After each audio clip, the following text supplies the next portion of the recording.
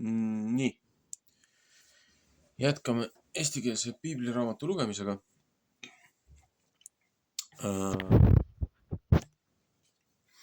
Vaatasin siin natukene kalendrit. Sekulaarse kalendri järgi oleme me,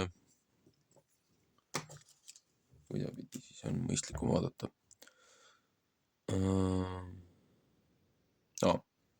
Ühesõnaga 35. nädala prohvetite sektsioonis oleme, õpetusnädala.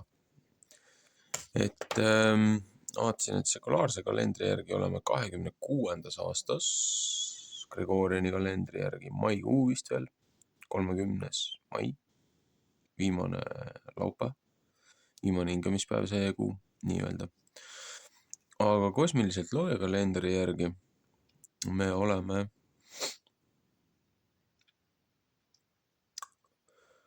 looja kalendri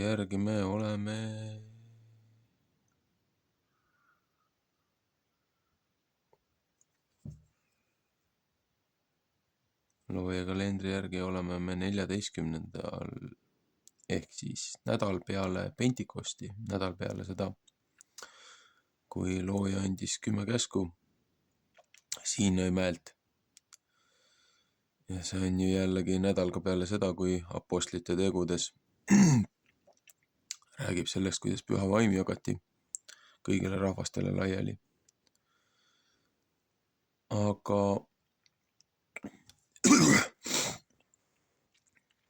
talvel ju sellel ajal on ju ka Purim Estri raamatust vaadata, mis nagu korreleelub ka tegelikult meie nii-öelda selle laulupeoga taasiseseisvaks saamise, selle nii-öelda uuesti vabanemisega kodumaale nii-öelda jutumärkides tagasi tulemisena. Et ka neid asju toimus siin selle aja raames. Või siis näiteks, et eestlased Kremlis, et Baltimaade delegatsioon, et käisid ju seal Nõukogude presiidiumis või kuidas iganes seda kutsuti. Põhimõtteliselt ju sama loll, mis Euroopa Liidus toimub. Et oleme ju samamoodi praegult uuesti oma vabaduse käest ära andnud, orjastanud iseennast. Aga lihtsalt ma jäin vaatama, et see on päris huvitav.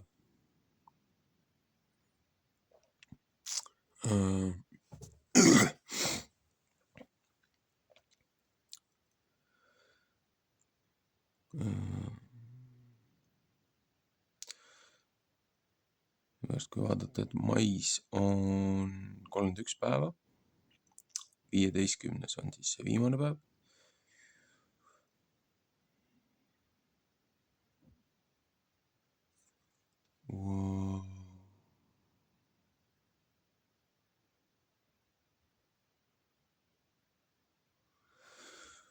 Väga hea.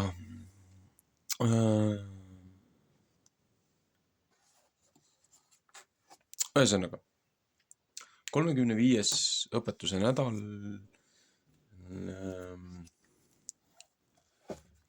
videode salvestamiste ja edasi lugemistega muudest raamatutest on olnud praegult väike paus, isiklikud toimetused ja muud asjad, aga kõige suurem takistus on see, et telefon on umbes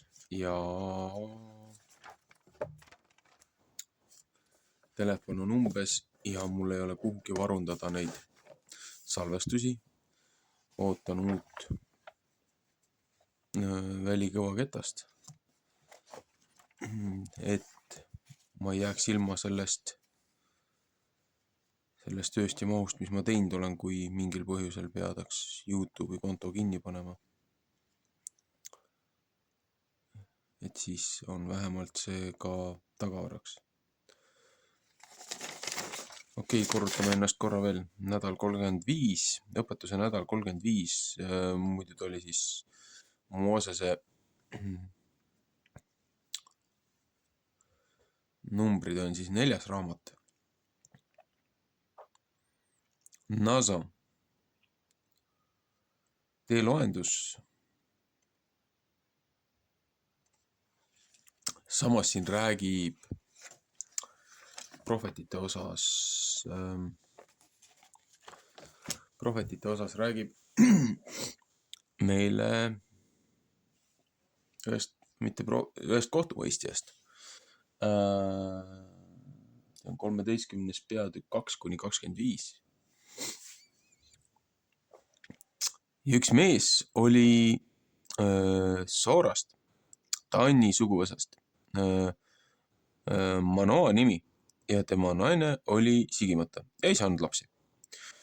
Ja Jehova ingel andis ennast naisele näha ja ütles tema vastu, et vaata, sa oled sigimata ja ei ole lapsi saanud, aga sa pead ennast vastu saama ja poja ilmale tooma. Ja nüüd, et hoia, et sa ei joo viina ega kanget joomaaega ja ära söö ühtigi, mis rojan on, sest vaata, sina saad ennast vastu ja tood poja ilmale ja habemenuga ei pea tema peale saama, sest poeglaps peab ema ihust Jumalale olema ära lahutatud ja tema peab hakkama Iisraeli peastma pilististe käest. 4. Moosese 6:5, 1. Saamuli 1:11. Ja naine tuli ja rääkis oma mehele ja ütles, üks Jumala mees tuli mu juurde ja ta nägu oli kui Jumala ingli nägu, väga kardatav. Ja mina ei küsinud temalt, kus ta pidi olema ja ta ei andnud oma nime mulle mitte teada. Ja ta ütles mulle, vaata, sa pead ennast vastu saama ja poja ilmal tooma, siis ära joo nüüd mitte viin ega kanget joomaaega ja ära söö ühtegi, mis rojan on, sest poeglaps peab ema ihust Jumalale olema ära lahutatud sinna päevani, kui ta sureb.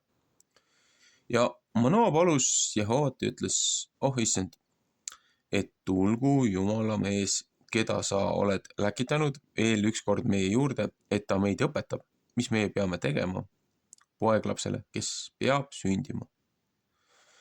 Ja Jumal kuulis Manoa healt ja Jumala ingel tuli jälle naise juurde, kui ta väljal istus ja tema mees Manoa ei olnud ta juures. Ja naine jooksis rutuste ja kuulutas oma mehele ja ütles ta vastu, vaata, see mees on ennast mulle näha andnud, kes teist ta mu juurde tuli. Ja Manoa võttis kätte ja läks oma naise järele ja tulid mehe juurde ja ütles temale, oled sina see mees, kes naise vastu rääkinud? Ja ta ütles, ma olen seesama.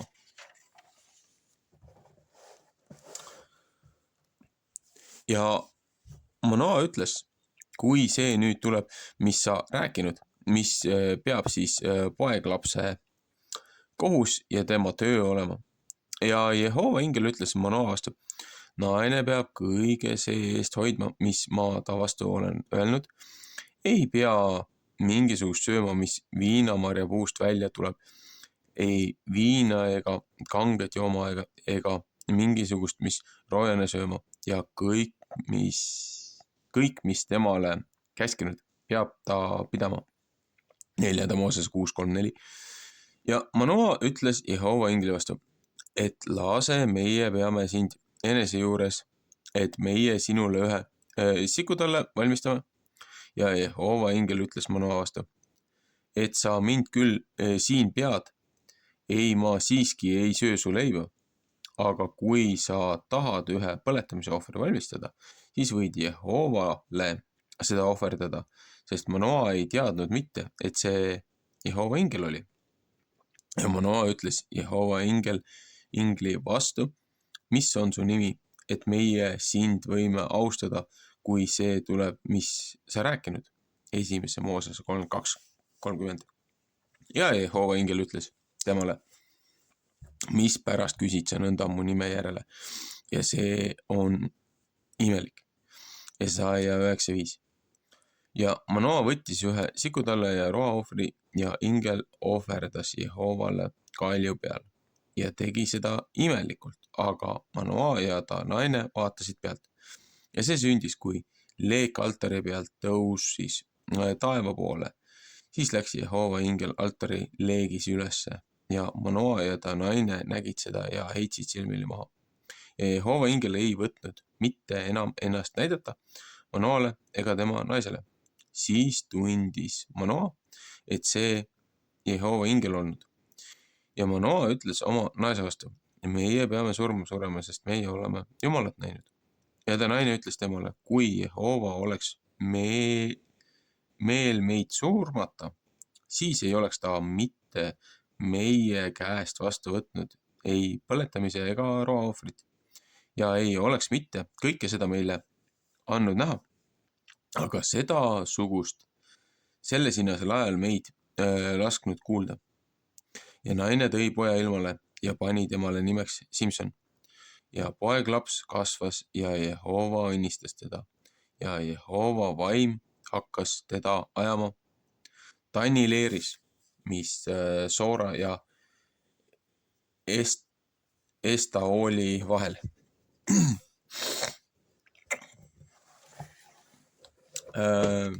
Simsonist on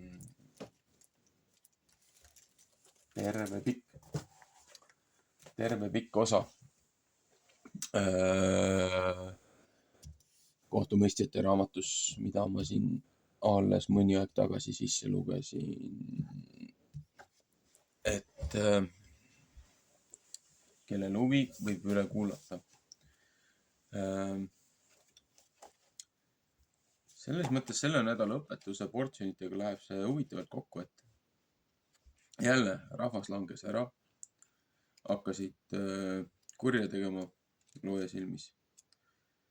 Ja nagu ikka, manitsuseks looja saadab rahva peale kohtumõistjaid ja karistuse, kuni nad õpivad.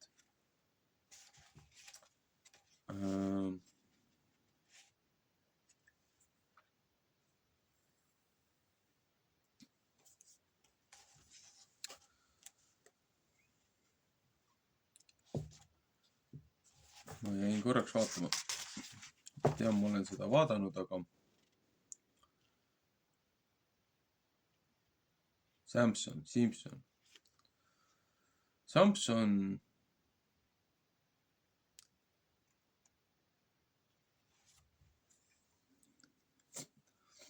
tähendab päikest.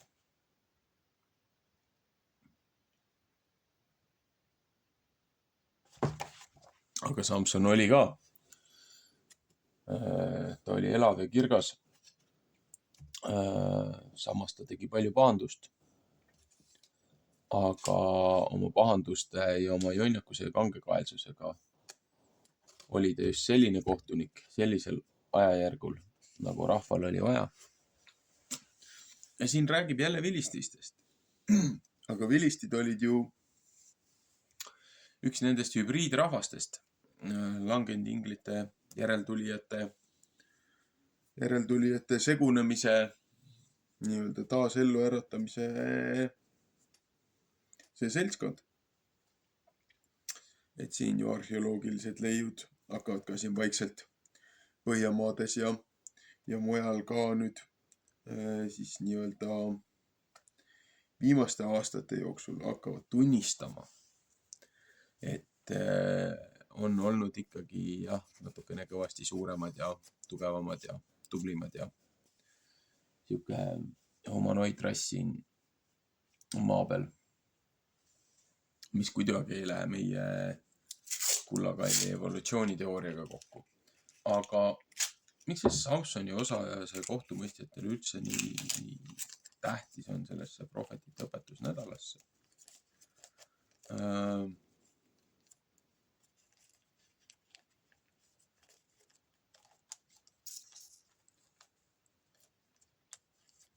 Asi ei ole ainult selles, et looja saatis siia ühe väikse türanni, kes asja korda tegi. Et rahva silmis, kus Samson ju elas,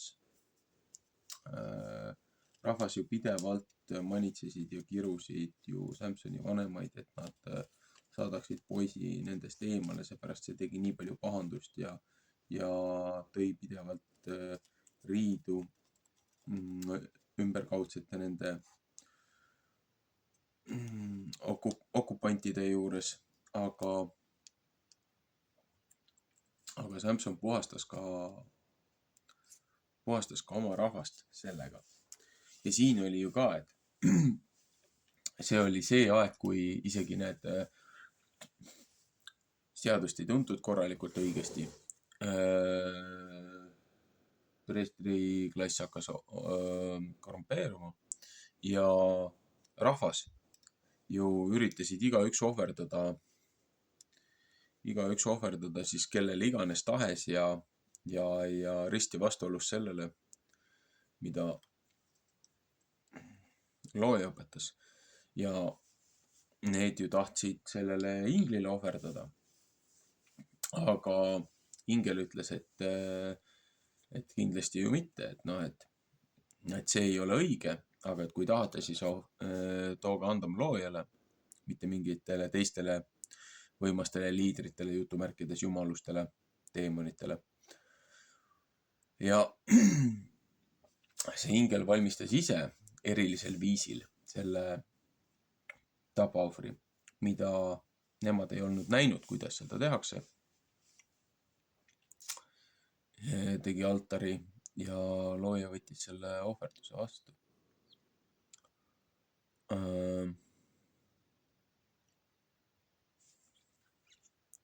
Jällegi.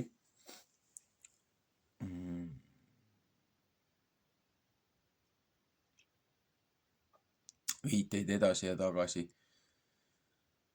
Aabrami ja tema kaasa peale, et näed, kõrges eas lapsi ei saanud ja siis looja tegi tõotuse, et peaks saama lapse.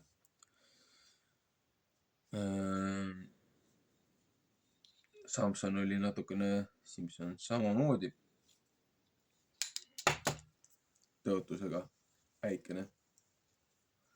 Aga samas huvitav võrdlus on siin see, et naisterahvad on üldjuhul aupaklikumad olnud ja mõistvamad looja sõnumitoojate juures ja saanud paremini aru. Sealsamas kui mehed oma puudujääke nähes on pea igas selles kokkupuutes, mis siin valdav enamus on olnud looja sõnumitoojatega ehk siis inglitega. Mehed on olnud surmahirmus, et kuna nad teavad, mis nad on valesti teinud, mis nad on üldse teinud, et nad kartsid seda, et kui looja on ennast juba neile ilmutanud, et siis on aeg asjad kokku pakkida ja minna teisi ilma.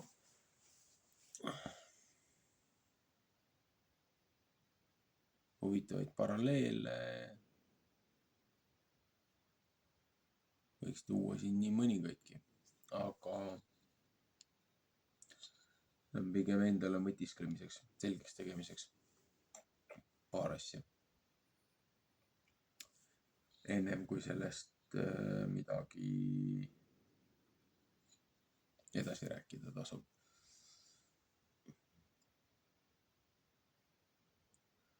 Aga nii mõningalegi mehele siin meie juhtide ja valitsejate puhul oleks seda samust surmahirmu vaja looja poolt. Et nad lõpetaks selle lolluse ära, mis siin toimub.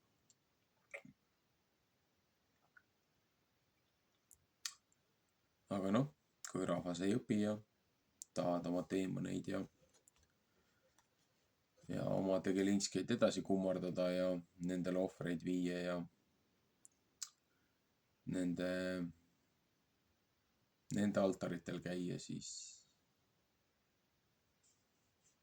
nagu trajektoor, kuhu me liigume, on vältimatu. Ju siis peab nii olema. Vähemalt meie oleme hoiatanud, vaimehed, kes me oleme.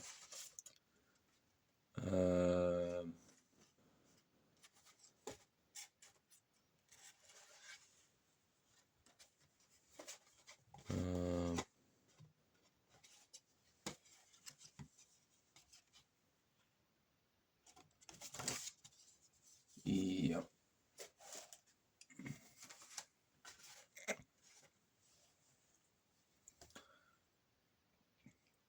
ei oskagi midagi väga üleliigselt rääkida, seepärast et Uue Testamendi osas oleks väga palju rääkida, aga see jääb loodetavasti, kui looja lubab, siis järgmise aasta õpetustsüklite lugemisse. Et siis peale sügispühasi katsun hakata Uue Testamendi õpetusnädalate portsjonitega pihta. Ja siis äkki jõuab mingi aeg ka lõpuks kogu selle piibli sisse loetud. Mis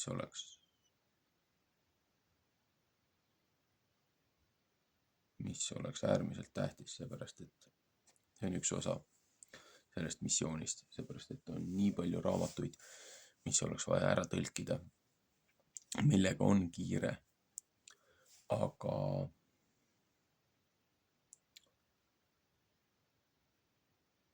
kui inimestel nagu põhja ei ole, seda alustalas ei ole, siis raske on neid teisi raamatuid konteksti tuua, seepärast et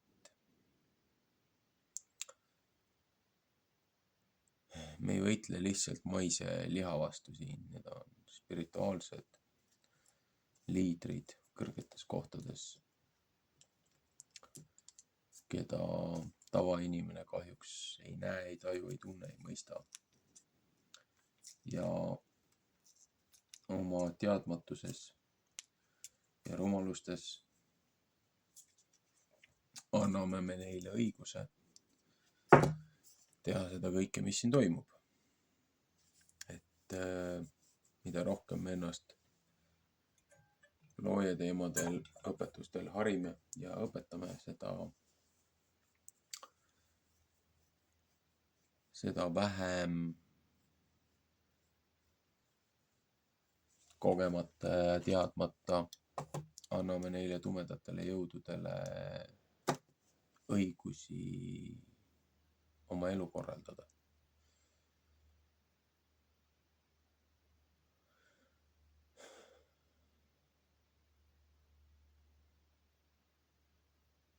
Ühesõnaga, lugege Vana Testamenti, lugege Uut Testamenti.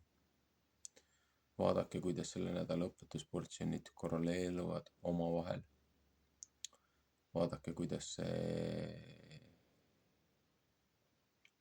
on seotud meie tänase eluga, igapäevasündmuste ja toimetustega, päevakohaste teemadega.